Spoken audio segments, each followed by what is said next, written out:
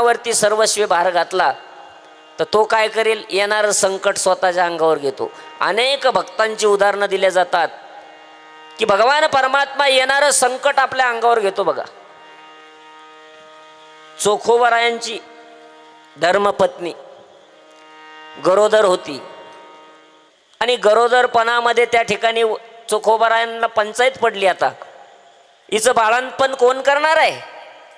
त्याच वेळेला महाराज प्रसूतीचा काळ आता जवळ आलेला आहे आणि अशा वेळेला भगवान परमात्म्यानं विचार केला, माझा चोखा माझं भजन करतो, माझं नामस्मरण करतो, त्याला मंदिरामध्ये परवानगी नाही, पण तरी देखील त्या ठिकाणी मला क्षणभर विसरत नाही. भगवान परमात्म्याला काळजी, महाराज चोखोबराय गेले बहिणीला निरोप देण्यासाठी, माझ्या धर्मपत्नीचा प्रसूती काळ जवळ आलेला आहे. गाव खूप दूर होतं बहिणीचं, परंतु असह्य वेदना तोपर्यंत इकडं सुरुवात झाली आणि महाराज आता काय करावं, चोखोबराय तर बहिणीच्या गावाला गेलेले आहे. मग अशा वेळेला भगवान परमात्मा महाराज चतुरातो शिरोमणी असलेला, सौंदर्याची खान असलेला माझा परमात्मा, त्या परमात्म्यानं विटेवरून खाली उडी घेतली आणि महाराज चोखोबरायाच्या बहिणीचं रूप धारण केलं आणि तिथं गेला आणि दरवाजावरती थाप मारली. महाराज, वहिनी उघडा दार हाका मारी,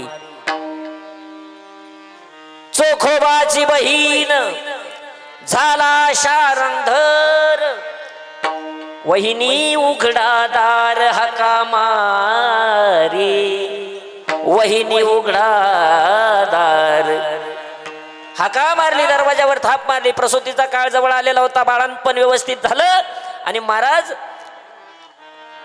परमात्म्यानं निरोप घेतला. चोखोबराय ज्या वेळेला आले खऱ्या बहिणीला घेऊन, त्या वेळेला पत्नीनं सांगितलं, तुम्ही तर आता इथंच होता आणि कुठं गेलता, तुम्ही माझं बाळंतपण तर तुम्ही केलं. असं म्हटल्यानंतर चोखोबरायाच्या डोळ्यात अश्रू आले.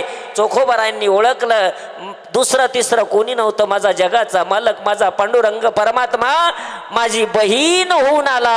अरे देवा, अरे परमात्मा, तू किती कृपावंत आहे. असा कृपा करणारा भगवान परमात्मा आहे. विठ्ठल विठ्ठल.